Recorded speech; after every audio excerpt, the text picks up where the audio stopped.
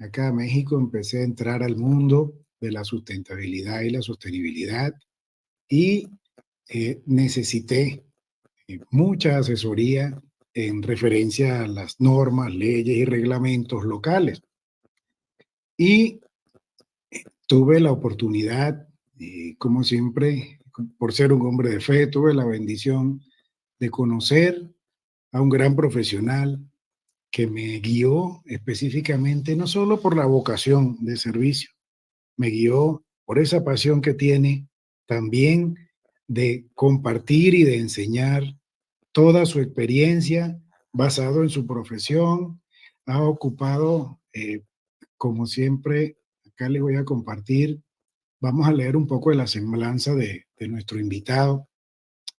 Él es el maestro Jesús Efrén Cruz Díaz, es licenciado en Biología, la Universidad Autónoma de Querétaro, maestro en Gestión Pública aplicada al Instituto de Estudios Superiores de Monterrey, tiene diplomado en Plantas Nativas de México, la Universidad Autónoma de Querétaro, es perito en Criminalística Ambiental y Vida Silvestre, Instituto Nacional de Ciencias Penales, inscrito en el Registro Forestal de Semarnat, inscrito en el Padrón de Responsables Técnicos de Vida Silvestre de Semarnat y es especialista en recursos naturales y vida silvestre.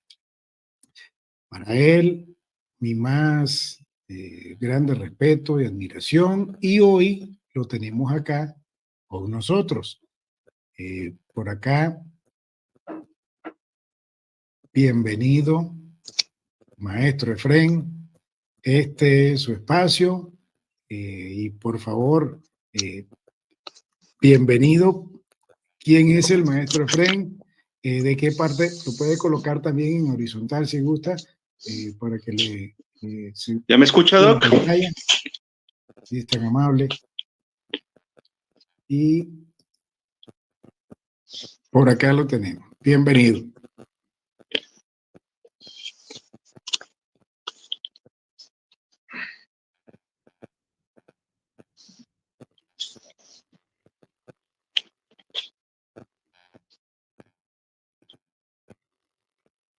Sí, muy bien. Tiene un pequeño inconveniente técnico en nuestro Efrén, pero bueno, ahorita mientras se está conectando, por acá lo volvemos a... Vamos a subirlo acá. Ahora sí, bienvenido, maestro. ¿Nos escucha? ¿Qué tal? Disculpe. ¿Sí lo escucho bien? ¿Me escucha? Se escucha en mute. Todavía está en silencio.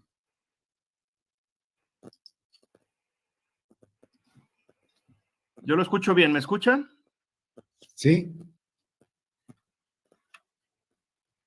¿Tienen audífonos? ¿Sí me escucha ya? A ver.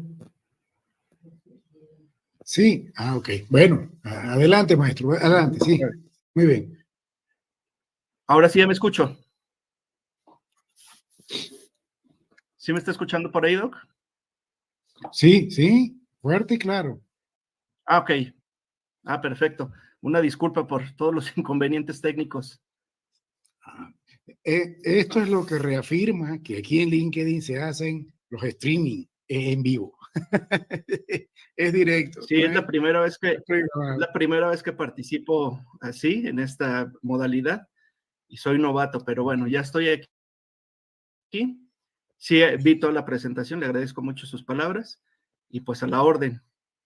Bueno, primero vamos a leer por acá unos comentarios. Corabel Barrios Pernía. Buenos días a todos desde Caracas, Venezuela. La profesora Corabel nos acompañó el día de ayer. Su colega es biólogo y nada más y nada menos que autora de la carrera de Ingeniería Ambiental. ¿Qué le parece? Su colega allá en Venezuela. Con mucho gusto, mucho gusto. Mire, un valor, bienvenida. Un tesoro venezolano, de la biología venezolana. No, mis respetos para ella. Y bueno, aquí le envía un mensaje, eso es ella, así se identifican. Siempre hay una primera, tranquilo. No sé si lo está haciendo por ser biólogo, pero ya por naturaleza y es así. Siempre ¿Cómo es por defender el gremio? Ahí va a Muchas estar. gracias, doctora. Bueno. Claro que Esto, sí. bueno, maestro, vamos nuestro tema, nuestro eje principal es la sustentabilidad ambiental minera en México. Es decir, vamos a tocar tópicos como el MIA, el ETJ y los entes reguladores. Cuando llegué acá, una experiencia muy personal era que cuando se hablaba del MIA, era lo que entendíamos nosotros allá en el sur, nada más y nada menos que el EIA, es decir, el estudio de impacto ambiental. Y al entender acá que es un MIA, un manifiesto, que es lo que nosotros queremos que por favor nos amplíe, quiero también para nuestra audiencia y nuestros colegas que nos están viendo y van a ver posteriormente la grabación, estos dos términos, ¿a qué se refiere el MIA en principal, el estudio técnico justificativo y cómo interactúan entre los entes reguladores? Entonces, si es tan amable, nos da una introducción de eso, por favor. Claro que sí, Doc. Pues, como bien lo comenta, en México tenemos diferentes legislaciones y en particular estamos hablando de nuestra legislación federal, es decir, que aplica en todo el territorio nacional. A lo que nos referimos con el MIA o la MIA es básicamente lo mismo que es el estudio de impacto ambiental. Aquí nada más es la cuestión del nombre. Es una manifestación de impacto ambiental, pues la ley considera que los promoventes manifiestan los impactos que van a generar por las posibles obras y actividades que van a estar realizando. Entonces, en este caso, la manifestación de impacto ambiental es una evaluación integral de todas las actividades y obras que se van a generar y cómo se van a implementar medidas de mitigación, de corrección, de prevención o de compensación. Entonces, de un contexto general, esa es la manifestación de impacto ambiental. Ahora, el estudio técnico justificativo, como bien lo señala en el título, es otro trámite que la autoridad ambiental en México considera para hacer la remoción de la capa de vegetación natural que pueda estar existiendo en alguna zona geográfica determinada. En México a veces tenemos confusiones en este término que cuando nos referimos a cambio de uso de suelo. Hay dos tipos de cambio de uso de suelo. Uno, que es el que otorga la federación para hacer el desmonte, como ya bien lo comentaba. Y otro es el uso de suelo que dan las autoridades municipales. Y en ello se refieren más bien a la vocación que van a darle a esa zona, ya sea habitacional, industrial, de servicios, entre otros, ¿no? Entonces, esos son los dos tipos de cambios de uso de suelo a los que nos podemos referir cuando hablamos de este tema. Pero el que nos importa, el que tiene que ver con la materia ambiental, es el estudio técnico justificativo para el cambio de uso de suelo en terrenos forestales. Ese es su nombre completo. Y nos referimos a vegetación forestal, aquella zona donde se desarrolla vegetación nativa de manera natural, ¿no? Digamos que ese es el tema para aplicar un estudio técnico justificativo. Y aquí es donde se mezclan tanto la manifestación de impacto ambiental y el estudio técnico justificativo. En este sentido, un estudio técnico justificativo por cambio de uso de suelo siempre va a llevar una manifestación de impacto ambiental, pero una manifestación de impacto ambiental no necesariamente tiene que llevar un estudio técnico justificativo. Aquí me explico. El estudio técnico justificativo es el primer documento que se genera para poder cambiar la vocación del terreno. Y la manifestación lo que va a evaluar son los daños que va a causar nuestro proyecto por esa remoción de vegetación, además de considerar las propias actividades que se van a estar llevando. En este caso, estamos hablando de la minería. Por lo tanto, vamos a tener un estudio técnico justificativo si vamos a trabajar en un predio que no ha sido impactado nunca, y la manifestación va a coadyuvar para evaluar los impactos que vamos a generar con esas actividades. Okay. Excelente. Biólogo, maestro, le hago la dinámica de acá, del programa, de su espacio, es que cada invitado tiene 3 preguntas de alto impacto. basado en la enorme introducción específica e indudablemente magistral que nos acaba de dar, es muy importante hacerle saber que este programa se extiende hacia, hacia el mundo. Acá en LinkedIn ya sobrepasa el 1 billón de usuarios, entonces hay gran cantidad de personas que van a ver el video y quisiera en lo personal como profesional, ¿cómo se interactúa antes de entrar a las 3 preguntas de alto impacto? Si trajo material de apoyo, con todo gusto lo subimos cuando lo requiera. ¿Nos puede decir por qué se acerca tanto o por qué es tan necesaria la disciplina ambiental con la aplicación de estos elementos que acabamos de hablar, del MIA y el estudio técnico justificativo? ¿Nos podría dar esa introducción, por favor, ese comentario? Sí, claro que sí, Doc. Bueno, pues ustedes y todos los que nos están escuchando y nos van a escuchar después, pues estamos viviendo tiempos complicados en las cuestiones ambientales. Entonces, este tema no es un tema de moda, no es un tema de me gusta el medio ambiente, quiero ser ambientalista, es un tema de conciencia, como bien lo señala su programa, ¿no? Hay que actuar con conciencia. Entonces, pues tenemos que tener reglas para este juego y esas reglas, pues son las leyes, los reglamentos y las normas que se han desarrollado para precisamente que todas las personas que van a desarrollar actividades que generen impacto sobre los ecosistemas, sobre el medio natural, sobre la vida silvestre, pues tengan una normatividad para que puedan acotar sus actividades a estas reglas. Entonces, estos documentos de los que estamos hablando, estos estudios, pues se ciñen a esa normatividad y precisamente nos dan la pauta para que todas las actividades estén reguladas. Después vamos a hablar de esos entes reguladores, pero que todos tengan las mismas reglas. Desafortunadamente, pues a veces las cuestiones políticas nos llevan a pensar que el desarrollo tiene que ir hacia adelante sin importar los daños que podamos estar causando a los ecosistemas. Pues bueno, la conciencia ambiental, el trabajo de nosotros los biólogos, de los ingenieros ambientales, de todas las personas que están involucradas en estos temas, bueno, pues tenemos que allegarnos de las mejores herramientas, de los marcos legales vigentes para poder proponer y llevar a cabo estas obras, tratando siempre de impactar lo menos posible.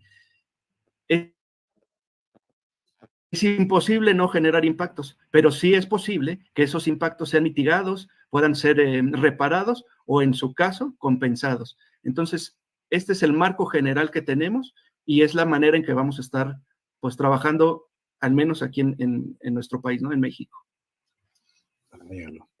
Excelente.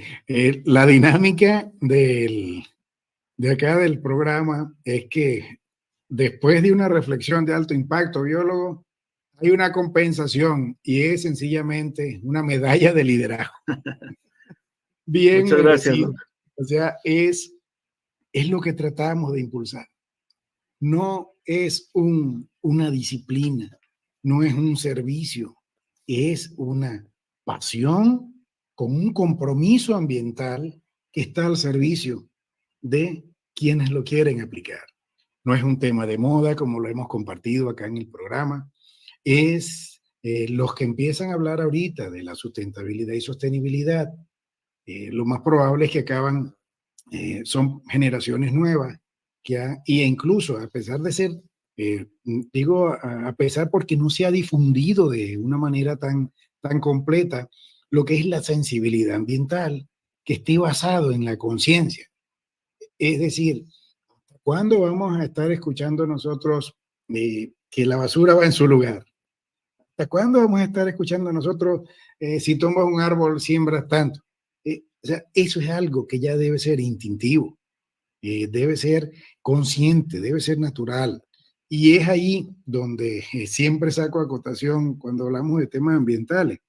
Aquella pregunta que siempre nos hacían a nosotros cuando estábamos muy jóvenes, ¿cuál es la ciudad más limpia?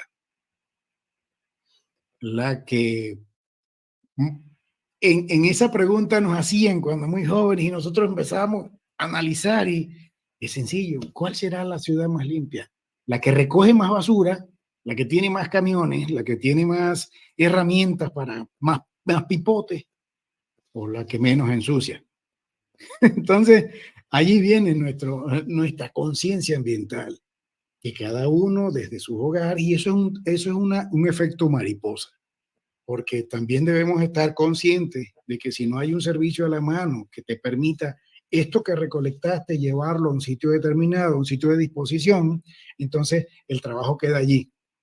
En las industrias, que es lo que estamos tocando precisamente en la actividad minera, es algo muy interesante.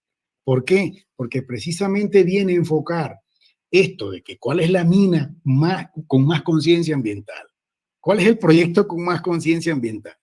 ¿El que tiene más herramientas o más presupuesto o el que tiene la visión, que lo hemos vivido en experiencia propia, ese honor que tuve de trabajar con usted, de que con conciencia se hacía más incluso que con presupuesto? Llegamos a hacer orgullosamente, y eso es algo que le agradezco toda mi vida, biólogo, y lo digo acá en público y lo he dicho en otras ocasiones, le agradezco mucho su asesoría y su sapiencia, especialmente en este tema.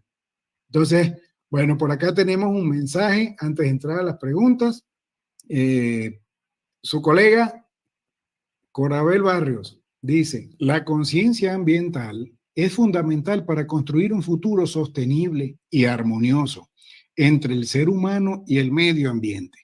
Se refiere al conocimiento y comprensión que tenemos sobre el entorno natural y nuestra relación con él. ¿Qué le parece? ¿Qué le parece ese mensaje que nos deja? ¿Es correcto? Entonces, como mínimo tendremos que enviar una medalla, ¿verdad? Una medalla de liderazgo a la profesora. No, fuerte abrazo, profesora. Bueno, vamos a ver, vamos a entrar al tema de las preguntas. A ver, 2 mensajes más. Por acá me dicen que no los puedo ver en el estudio, biólogo, pero con su permiso vamos a leerlo acá. Sí, claro. Entramos y los leo. Fíjense bien, vamos a ingresar a los comentarios y voy a permitirme comentar. ¿Qué tal? Vamos a subirlo. Dice el doctor César Depur, toxicólogo, gran maestro también. Dice, si el maestro lo presenta es porque es pura calidad, sin dudar. Gracias, maestro. Acá nos envía el maestro César Depur. Bueno, yo luego maestro, vamos a las preguntas y la primera es, ¿qué es el MIA? El Manifiesto de Impacto Ambiental. Usted me dice si requiere el material de apoyo. Sí. Cuando guste. Si me pone la lámina. ¿Cómo no? La siguiente. Muy bien. Bien. Bueno, aquí puse una pequeña descripción en términos generales, qué es una manifestación de impacto ambiental. Y la manifestación de impacto ambiental, como ya lo había comentado, pues es un trámite, bueno, es un documento técnico y es un trámite también que se presenta ante la Secretaría de Medio Ambiente y Recursos Naturales. Y en este documento, pues se hace un análisis técnico-científico en el que se busca prevenir, mitigar y restaurar daños al ambiente derivado de los proyectos que se pretendan realizar. En este documento en específico tenemos 2 modalidades, la modalidad regional y la modalidad particular. En términos generales, la modalidad regional se aplica cuando son proyectos que trascienden varios ecosistemas, que pasan fronteras geopolíticas, es decir, que son proyectos que impactan amplias zonas y diversos ecosistemas. Y las modalidades particulares, pues son para proyectos ya más específicos que se localizan en zonas muy puntuales y que a lo mejor se va a afectar 1 o 2 ecosistemas, pero que sus alcances están bien delimitados. Básicamente, en términos generales, son las 2 modalidades. Y también tenemos manifestaciones de impacto ambiental que se solicitan por las entidades federativas, es decir, cada estado de la República Mexicana tiene también dependencias encargadas de la evaluación del impacto ambiental, pero estas se refieren a atribuciones que no están dentro del alcance de la legislación federal. En este punto es importante señalar que nosotros en México tenemos una Ley General del Equilibrio Ecológico y Protección al Ambiente. De esta ley se desprende el reglamento para la evaluación del impacto ambiental, y en este reglamento se consagran todas las actividades que son competencia de la federación. En este caso tenemos, por ejemplo, la industria eléctrica, la petroquímica, la cementera, las vidrieras, la minería y otras actividades. Son competencia estrictamente de la federación, y actividades que no estén consagradas en ese reglamento son competencia de los estados. Generalmente, para hablar en términos de cuáles le aplican a la federación y cuáles a los estados, bueno, pues a la federación, como ya les dije, pues son todas esas actividades. A los estados les compete, por ejemplo, regular los asentamientos urbanos, los fraccionamientos, las industrias de pequeño impacto, entre otras actividades, ¿no? Vialidades, construcciones de infraestructura urbana, esas son las actividades que evalúan. Y pues más o menos, digamos, tienen los mismos parámetros que una MIA federal, una MIA estatal. Y también va a depender de cada estado de su normatividad. Hay algunos que piden más cosas porque tienen más normatividad, y otros estados que están trabajando también en el desarrollo de sus leyes. Entonces, bueno, términos generales, ese es el impacto ambiental. Vale. Hay otra parte importante que hay que considerar dentro de las manifestaciones de impacto ambiental. Como ven al final de la diapositiva, podemos hablar de manifestaciones de impacto ambiental con estudios de riesgo. Estas manifestaciones llevan este estudio adicional cuando se utilizan sustancias que estén considerados en los listados de actividades altamente riesgosas que ya se tienen establecidos. Por hablar de algo, casi todas las mineras que tienen beneficio también, que tienen explotación minera y beneficio del mineral, pues van a caer en esta categoría. Es decir, que por sus actividades de beneficio pueden estar utilizando cianuro, por ejemplo, para hacer algún proceso de separación de los minerales. Entonces, esta sustancia se considera altamente riesgosa, obviamente por el riesgo que se desprende para la vida en general. Por lo tanto, aquí se genera este estudio adicional donde se presenta un panorama de los posibles escenarios que pudieran existir en caso de alguna fuga de la sustancia que se esté considerando, ¿no? Se modelan los escenarios, se presentan modelos en donde se interprete qué pasaría si hay una temperatura alta que pudiera generar que se produzcan gases tóxicos, o qué pasaría si hay una tormenta y afectan las instalaciones y el cianuro sale de sus contenedores, etcétera, ¿no? Eso es lo que además de evaluar los impactos ambientales por la propia manifestación, el estudio de riesgo considera esos escenarios. Y junto con ese estudio de riesgo, ya nada más para concluir esta parte, va un programa de prevención de accidentes. Es decir, que aparte de modelar, pues también se tienen que proponer los programas necesarios para atender esas contingencias, ¿sí? Y por último, en este tema del impacto ambiental, tenemos también una modalidad que se llama informe preventivo, que es un documento menos extenso que una manifestación de impacto ambiental, pero que detalla actividades ya específicas. Por ejemplo, aquí en México se hace exploración minera, no es necesario generar un manifiesto porque existe una norma que nos dice cómo se va a estar haciendo esas actividades, y por lo tanto no tenemos que generar una manifestación de impacto ambiental y generamos un informe preventivo. Todos estos documentos de los que hablé, manifestación de impacto ambiental, el estudio de riesgo ambiental, el programa de prevención de accidentes y el informe preventivo, todos son evaluados exclusivamente por la Secretaría de Medio Ambiente y Recursos Naturales. Excelente, excelente. Fíjese que antes de dar la explicación, voy con la primera de la pregunta, biólogo. Una medalla de liderazgo. Porque hay que hacer saber, es muy importante lo que dijo, después de describir lo que es el concepto como tal del estudio de impacto ambiental, o el manifiesto de impacto ambiental, hay que considerar, a veces decimos, presentamos qué hacer, pero cómo hacerlo y cuáles son las medidas de prevención y control ante un accidente ambiental es algo que es muy interesante que acá nuestra audiencia lo sepa. No solamente es agarrar, hacer este estudio, presentarlo en función de, pero ¿dónde queda en dado caso si hay un accidente ambiental? Hay que proyectar un presupuesto estimado, dónde queda el efecto fianza, es previo o es post a través de ahí o se toca en el próximo elemento. Sí sería importante que por favor se lo aclare acá a los que están ahorita conectados y a los que van a ver. Claro que sí. Es muy importante lo que está señalando. Anteriormente no se preveía esta parte de qué pasaría en caso de un accidente y con qué vas a soportar los gastos para mitigar o remediar esos accidentes. De unos 10 años para acá, la propia Semarnat ha estado implementando dentro de los resolutivos que te emiten, es decir, ya que valoran la manifestación de impacto ambiental, la autoridad te da un resolutivo en el que te dice que, bueno, te puede decir que se acepta el proyecto o que se niega, ¿no? Dependiendo.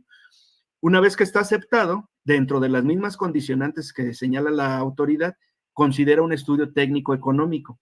En ese estudio técnico económico, la promovente tiene que acreditar cuáles van a ser los gastos para hacer las remediaciones en caso de alguna eventualidad o bien de que por alguna situación ajena a los promoventes el proyecto tuviera que cerrar. Ha pasado, bueno, casi todas las mineras tienen planes de cierre y cada año están actualizando sus presupuestos en caso de que hubiera una bajada de los metales y tuvieran que cerrar operaciones.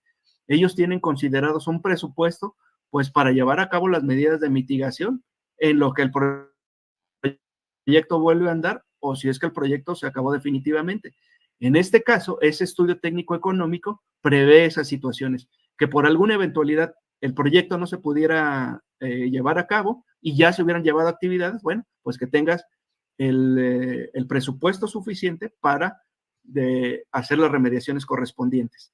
Y una vez este estudio técnico económico se somete dentro del mismo proceso de impacto ambiental a revisión por la autoridad y la autoridad, si lo considera viable, le ordena que contrate una fianza para garantizar que siempre va a tener el presupuesto suficiente para, en caso de alguna eventualidad, pues tener el soporte para hacer las acciones inmediatas. Entonces, esta parte sí es importante, es una novedad, digamos, de 10 años para acá que se está implementando y ahora todos los proyectos de impacto ambiental tienen que considerar esto.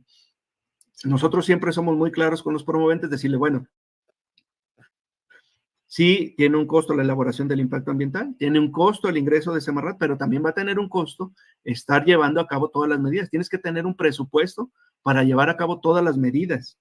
Y en esta parte sí quiero ser muy enfático porque a veces hay promoventes que piensan que cuando ya tienen el resolutivo ya tienen la autorización y lo guardan como si fuera una licencia. Ah, ya tengo mi resolutivo, lo guardo y empiezo a desarrollar mis actividades. No, ahí te dice todas las medidas que vas a tener que estar contemplando dentro de tus actividades generales, cómo vas a manejar tus residuos peligrosos, tus residuos de manejo especial, tus residuos sólidos urbanos, el manejo de tus descargas de agua, tus emisiones a la atmósfera. Es decir, vamos a integrar todas esas actividades a las actividades productivas. Son parte de, y entonces, pues es una parte importante que tienen que conocer todos los promoventes, que el manifiesto no se acaba cuando te dan tu resolución. Se acaba cuando terminas tu proyecto y que ya lo entregas en las mejores condiciones posibles. Excelente. Es importantísimo saber o hacerle saber a los que nos están viendo que no es tener el documento, como usted bien lo acaba de decir y de aclarar. Tener esas herramientas lo que implica es que ya lo hiciste de manera formal, que ya lo presentaste ante ese checklist. Y el hecho también es muy importante hacerlo saber, que si es una novedad de 10 años para acá, hay que contemplárselo a los nuevos accionistas, a los nuevos empresarios, a los nuevos emprendedores, que no solamente el gestionar este documento o a partir de la modificación que alguna vez comentamos del año 80 de los años 80 para acá, un proyecto anterior a ese tiene la responsabilidad de presentar un documento como tal. Entonces, esta aclaratoria es muy importante. Tenerla y tener esa base de presupuesto para enfrentar, para atacar, vamos a llamarlo así, como lo estilo los bomberos, ¿no? Ellos están preparados para el combate contra incendios. Igualmente nosotros tenemos que estar dentro de una organización minera, tenemos que prever todos esos alcances, que a veces ese presupuesto simplemente va a quedar así, como un presupuesto, pero debe contemplarse dentro de las medidas de prevención y control, ¿no? Excelente. Biólogo, por acá tenemos otro mensaje. Es aquí. De nuevo, la profesora Corabel nos dice, es importante introducir la conciencia ambiental desde el compromiso personal. Esto empodera a las personas, establece ejemplos para otros, crea un cambio cultural y tiene un impacto acumulativo. Juntos podemos construir un mundo mejor. Indudablemente, excelente. Entonces, importantísimo lo que nos acaba de compartir y vamos, por favor, con la pregunta número 2. ¿Qué es el estudio técnico justificativo? Claro que sí. Si me ponen la siguiente diapositiva, por favor. Ok.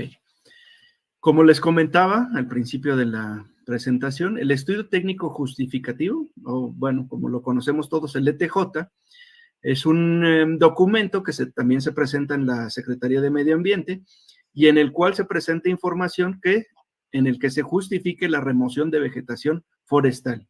Aquí era lo que les comentaba, la vegetación forestal es toda aquella que se desarrolla de manera natural y que se conserva en relativo buen estado. Hay ciertas particularidades que ya los profesionales debemos de entender para determinar cuándo se aplica un estudio técnico justificativo o cuándo no aplica. Se tiene también una cartografía bastante bien desarrollada aquí en México, donde tenemos ya descritos los tipos de vegetación.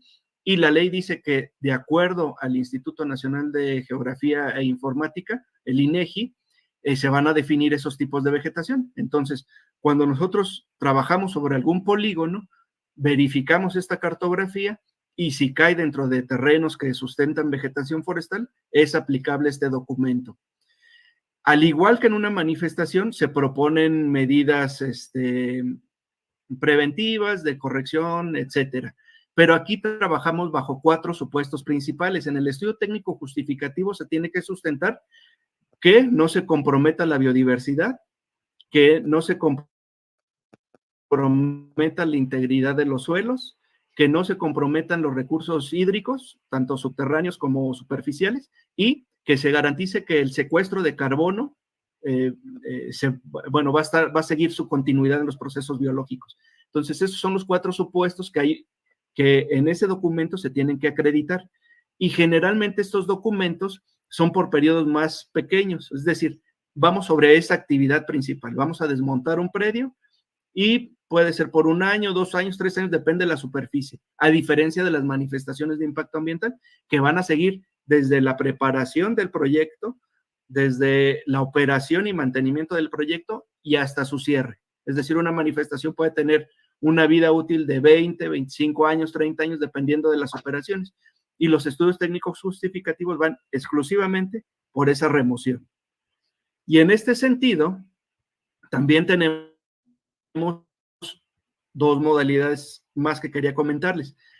Se pueden generar dictámenes de terrenos no forestales, es decir, a veces algún terreno se desmontó, se utilizó para actividades agrícolas, ya perdió su vocación forestal, sin embargo, pues se abandonó ese predio y pudo haber crecido vegetación secundaria. Entonces, en este caso, a veces puede haber la duda, bueno, ya recuperó su vegetación forestal, o todavía está en ese trance, o definitivamente ya perdió la vocación forestal. Entonces, se hacen estos dictámenes de terrenos no forestales para evidenciar que un terreno, pues ya no requiere un estudio técnico justificativo. Para estos documentos en específico de los que estoy hablando, se requiere un permiso especial, un permiso como prestador de servicios que otorga la misma Secretaría, que es el Registro Forestal Nacional. Solo los técnicos que tenemos ese registro podemos firmar los estudios técnicos justificativos. A diferencia de las manifestaciones, ahí solo te piden pues que tengas una carrera relacionada con la materia ambiental, ¿verdad? Pero aquí sí es más específico. ¿Por qué? Porque hay que conocer pues un poquito más de la normatividad, de las cuestiones forestales, de las estaciones sucesionales de la vegetación, entre otros, ¿no?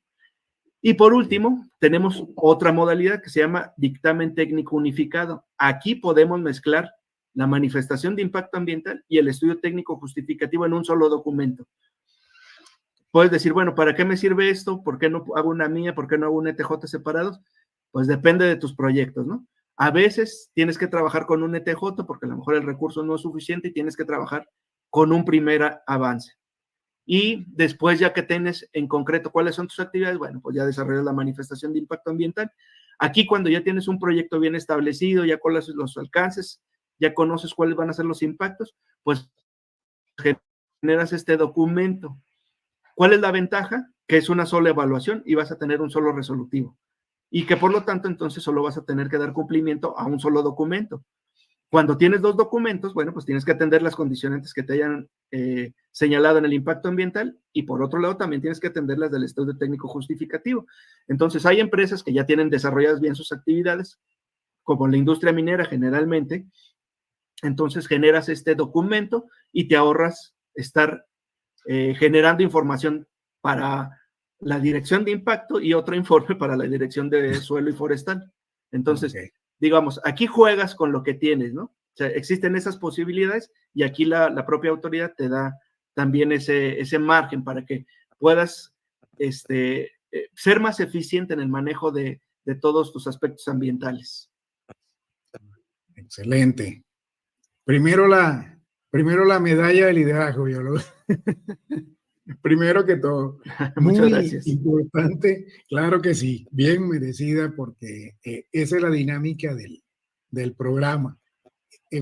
Una respuesta de alto valor para todos debe, como siempre, tener ese respaldo de agradecimiento. Entonces, vamos a entender que el estudio técnico justificativo no solamente abarca aquella necesidad que tengo de, vamos a decir, a lo que me he dedicado últimamente, de hacer minería forense. Cuando voy a hacer minería forense, siempre vamos a una mina que en su momento fue productiva. De repente se han visto casos que hasta más de medio siglo sin actividad. Hacemos el análisis completo de lo que es el tema conceptual, todo lo que es la documentación, y al final no tiene un estudio de impacto ambiental. ¿Cómo podemos sacarla? ¿Cómo podemos tocarle la puerta? Ya que incluso desde su vida puede tener hasta un siglo. Hay muchas minas como esas acá en México. Entonces, allí diríamos que si ya habían operaciones que funcionaron hace 50 años, hace 30 años, ¿cuál de ellas aplicaría directamente para un retorno de operaciones? Muy buena pregunta, como bien lo maneja. Hay minas que se explotaron y se estuvieron trabajando por muchos años.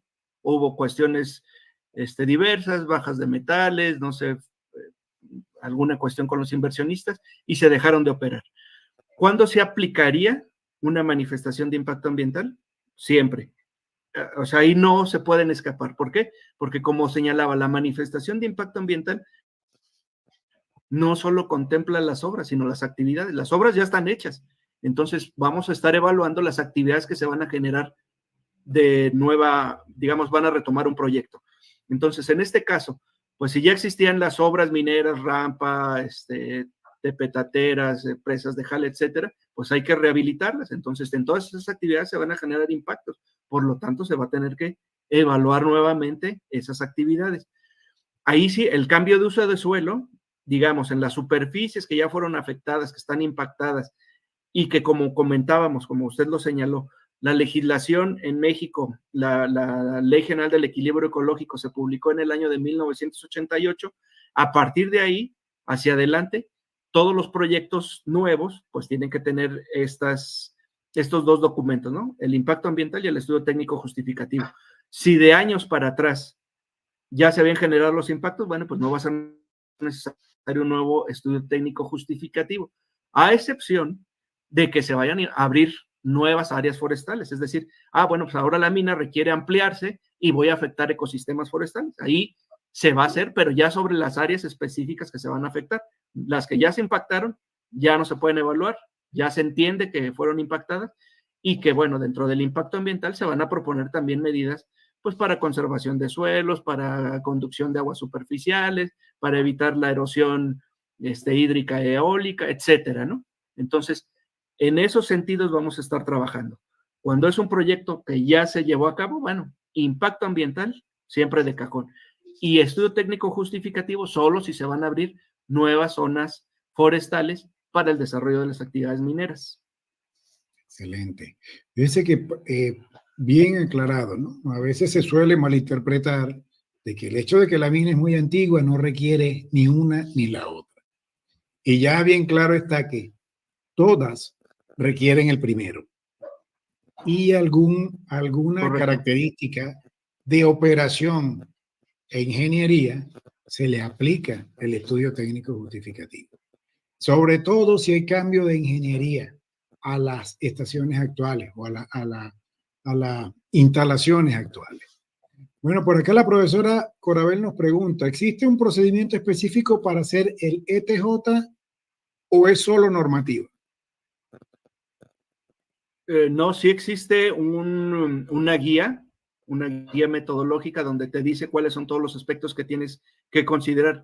El estudio técnico justificativo es un documento bastante extenso. A mí se me hace más complicado trabajar en un ETJ que en una manifestación. Cada uno tiene sus particularidades, pero en el ETJ tenemos que considerar aspectos más profundos, o sea, hacemos un análisis integral de la geología, de la geomorfología, es decir, de todos los aspectos bióticos y abióticos. Y tenemos que hacer también muestreos representativos para tomar valores de abundancia de la vegetación para después, aquí no había comentado, pero el estudio técnico justificativo, después de que te lo aprueban, te van a solicitar un pago. Ese pago se llama compensación para el Fondo Forestal Mexicano, es decir, tú vas a impactar, bueno, pues tienes que compensar y es una cantidad de dinero por hectárea que vas a afectar y ese dinero va a estar en función de los estudios de la vegetación forestal que vas a afectar. Es decir, ahí ya tienen tablas de las vegetación de bosques, de vegetación de zonas áridas, de vegetación costera, de dunas, etcétera, ¿no? Okay. Entonces, cada una tiene un valor económico y obviamente con sistemas más sensibles, pues son los que tienen mayor costo. Entonces, sí existe una metodología para desarrollar el ETJ. Muy bien, muy bien. Tiene la misma sed de conocimiento la profesora, porque recuerda que también vengo de allá y son normativas que están aplicadas acá y tengo entendido, como dice usted, es una década que tienen ese afianzamiento hacia el compromiso ambiental y ya viene desde los entes. Es muy importante. Entonces, bueno, biólogo, muchísimas gracias. Vamos por la pregunta número 3 y ya la final. ¿Cómo es la interacción entre la minería y los entes reguladores de la gestión ambiental? Según su apreciación, obviamente, ¿no? Es una pregunta, claro. Por favor. Sí, si me pone la siguiente lámina, por favor, la última.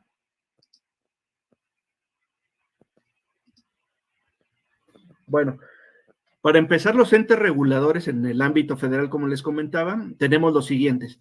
Está la Secretaría de Medio Ambiente y Recursos Naturales, digamos que es la secretaría que se encarga de definir las políticas públicas en materia ambiental que va a tener el país y de evaluar y autorizar todos los documentos que estén en el ámbito de sus atribuciones, es decir, todo lo que tenga que ver con medio ambiente.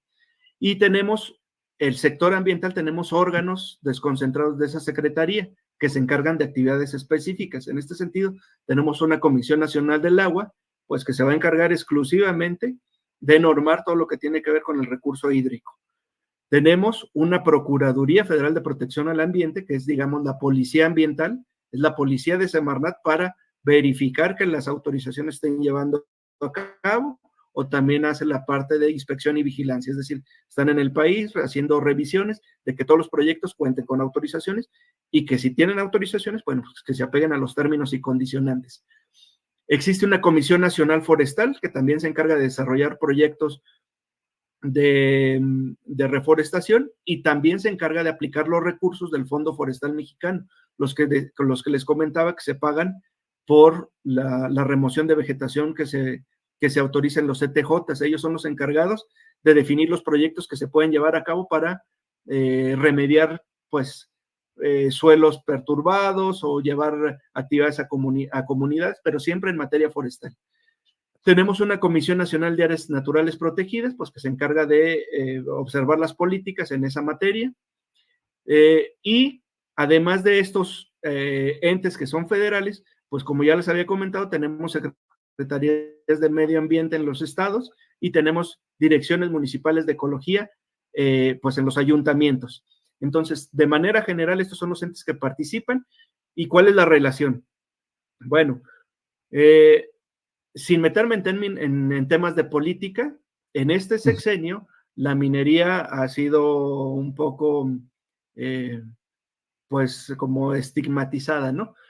No se ha podido avanzar en ciertos proyectos porque la visión general de la Secretaría de Medio Ambiente ha sido como que frenar el avance de estos proyectos. Al principio, digo, ya estamos por terminar el sexenio y ahorita ha habido, al menos el año pasado y ya un mejor acercamiento, pues ya se ha entendido que la minería tiene que ser una minería responsable, que es una de las actividades principales en varios estados. Yo me encuentro en el estado de Zacatecas, un estado preponderantemente minero, y que si pues estos proyectos no se llevan a cabo, pues habría comunidades que no tienen qué hacer. O sea, hay comunidades que viven exclusivamente de la minería. Entonces, ¿qué ha pasado? Pues que sí se han dado cuenta que la minería es un pilar de las economías de varios estados. Y en este caso, bueno, pues ha habido acercamientos tanto de la autoridad como de la industria minera para ir trabajando de mejor manera, ¿no? Lo mismo sucedió con otros partidos políticos en otros sexenios, ¿no? Llegan, van conociendo, ya después conocen y ya vamos trabajando juntos, ¿no? Desafortunadamente ahorita ya se acabó este sexenio, vamos a ver el siguiente cómo va, pero esa es la relación, ¿no? Un estire y afloje, la autoridad llega, nueva, conoce, ya aprende, y a veces llega una nueva autoridad, o a veces es la misma, y entonces, pues ese es el trabajo y el quehacer de todos los que nos dedicamos a esto, estar del lado de los promoventes y también del lado del cumplimiento de las regulaciones que emite el gobierno. O sea, no podemos jugar a que yo nada más le voy a dar todos los beneficios a los promoventes. Tengo que apegarme a lo que también señala la propia legislación. Y regresamos, para concluir, a la conciencia ambiental. Totalmente. Es el inicio, el principio de todo, la conciencia ambiental. Medalla de liderazgo. Gracias. Magistral su presentación, muy, muy clara, la manera y muy realista de hacer saber un panorama relativo hacia la sustentabilidad ambiental. Nos dimos un paseo desde la historia y la aplicación en la normativa de la minería hasta el final, e incluso de los sexenios que están de manera situada de forma política. Esa lucha también, ¿no?, nutre y llena mucho de aprendizaje, porque primero extiende esa oportunidad de enseñar. Podemos enseñar a que las cosas se manejan de esta manera, que ningún escenario es igual a nivel de formación geológica, de tipo de beneficio y también de localidad. Hay un punto importantísimo que también una de las cosas que aprendí cuando estuvimos en interacción de trabajar en consultoría es que hay algo importante en cada estado y en cada incluso municipio o localidad, que son los famosos usos y costumbres.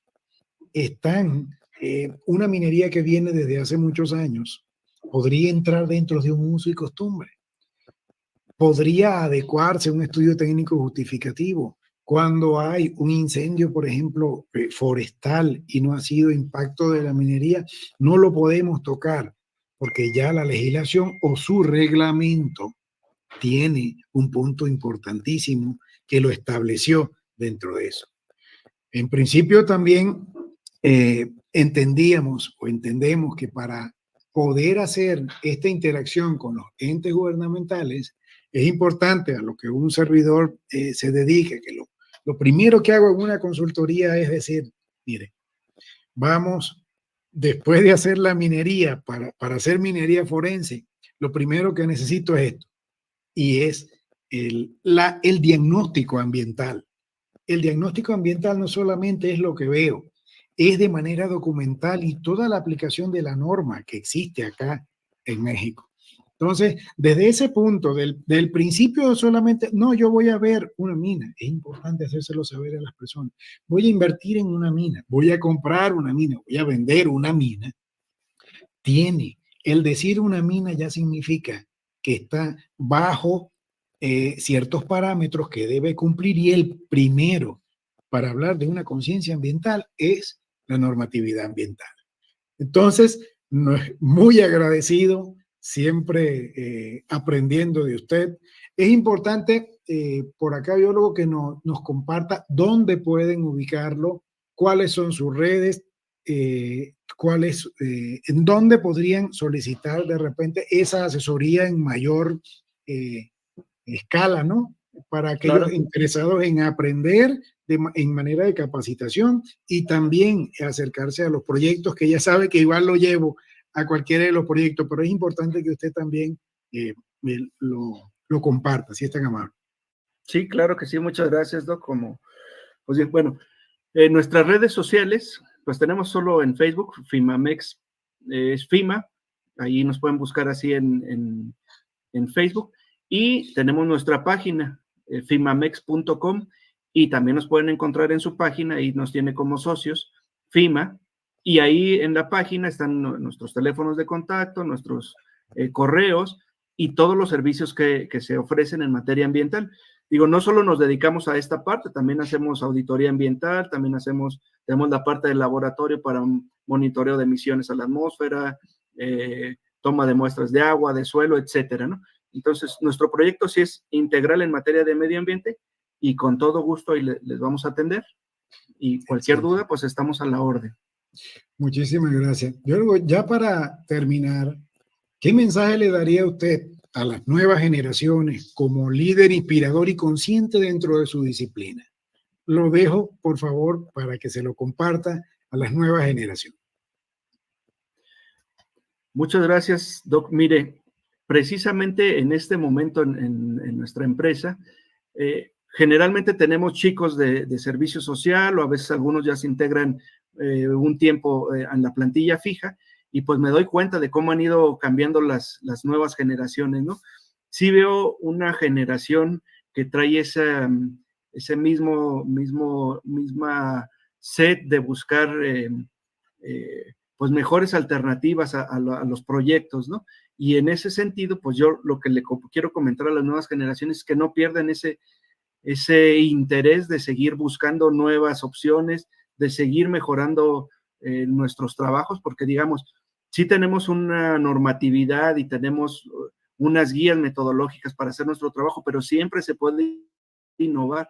Entonces, ese deseo de búsqueda de mejores alternativas, pues es lo que yo le quiero decir a las nuevas generaciones, que no lo pierdan, que lo desarrollen, que a veces los problemas parecen complicados, pero si nos aferramos, como somos aferrados todos los que nos dedicamos a esta parte del medio ambiente, pues que no quitemos el dedo de renglón, que sigamos buscando alternativas, que sigamos generando sinergias entre todos los colegas que nos dedicamos al medio ambiente, como ya bien lo comentaba, existimos biólogos, ingenieros forestales, ingenieros ambientales, todos los que estamos relacionados en esta materia, pues tenemos que unirnos en un solo gremio, que es el medio ambiente. Y ese es mi mensaje para las generaciones. No pierdan el interés, desarrollen su conciencia ambiental y pues trabajemos todos juntos no por un México mejor, sino por un mundo mejor, porque es un solo mundo. Y aquí vivimos todos. Váyalo. Medalla de liderazgo y magistral. El cierre del programa. Es importantísimo, como siempre, cuando se hace desde la vocación. Cuando se trabaja desde la vocación, sí hay altos y bajos. Y es importante hacerle saber a las nuevas generaciones que cuando hacemos las cosas con pasión y tenemos fe, porque es algo que también les quiero, siempre comparto, tener fe, creer en lo que hacemos, capacitarte continuamente, buscar las innovaciones para adecuarlas a tus aplicaciones y a tu proyecto es algo importantísimo para dejarlo a las nuevas generaciones. Por acá, ya para cerrar, la profesora Corabel, muchas gracias. Siempre tengo interés en conocer cuáles son los instrumentos de gestión ambiental de los países latinoamericanos. Y bueno, profesora, recomiendo también, sé que van a estar en contactos, al igual que usted, recomiendo que lo sigan al maestro Efrén. Ya ahora que, como siempre, los invito y los empujo a todos a que se acerquen más a LinkedIn, quiero, como siempre, darle las gracias por su tiempo, biólogo, por el espacio, por el compartir de experiencias y, sobre todo, ese mensaje que le dio a las nuevas generaciones. Aunque ya se esté pensando en ir a explorar otros mundos, resulta que donde estamos es este. Contemplar, hacer conciencia ambiental y determinar de que en nuestras manos está ese, ahora sí, ahí se aplica el dicho, ese granito de arena para que sea fértil y no solamente pensar que cuando se habla de estudio de impacto ambiental, eso es algo importante también antes de cerrar. Muchos pueden imaginarse o pueden proyectar que el estudio de impacto ambiental solo está basado a las plantas, que solamente es a flora. Y también quisiera que usted, antes de cerrar, por favor, se los diga. ¿En qué está basada una gestión ambiental o un estudio de impacto ambiental? Por favor, ya para cerrar. Sí, que claro. No solamente flora. Sí, así es importante, ¿no? Y bueno, así también lo han hecho pensar los políticos, ¿no? Que las medidas es únicamente reforestar, ¿no? No es solo esa parte, es integral, es un sistema ambiental con el que trabajamos y en él se consideran factores como las emisiones a la atmósfera, los recursos hídricos, sí, obviamente la flora y la fauna, pero todo en un contexto general. O sea, todo hay una interacción. Y, digamos, para finalizar, ¿cómo se hace la evaluación? Normalmente nosotros trabajamos con matrices de evaluación de aspectos ambientales y ahí metemos todas las posibles variables que pueden impactar al ecosistema. Como ya les comentaba, agua, suelo, vegetación, vida silvestre y una parte fundamental que hace rato me quedé pensando, que usted bien lo señaló, la parte social también se considera la parte que el desarrollo va a llevar al aspecto social. Entonces, ese aspecto también se considera dentro de tu proyecto, pues obviamente tienes que considerar a las personas, a las comunidades que están viviendo en esa zona, ¿no? Por lo tanto, se hace de manera integral la evaluación del proyecto, no solo de un aspecto. Digamos, a lo mejor la parte más visible, pues sí son los arbolitos, pero es en contexto general. Claro. Excelente. Muchísimas gracias, biólogo, por este espacio, por su tiempo, por compartir y evidentemente vamos a estar en comunicación. Le agradezco, por favor, me espere allí un momento en el programa. Quiero agradecerle a todos los que nos escribieron, a la profesora Corabel, al doctor Depul, a todos los que se conectaron y a los que van a ver el mensaje. Recomiendo que sigan al maestro Efrén y para cualquier consulta, el tema de hoy fue sustentabilidad ambiental minera en México y tocamos los tópicos de MIA, ETJ y la interacción con los entes gubernamentales. Fuerte abrazo, salud y muchas bendiciones.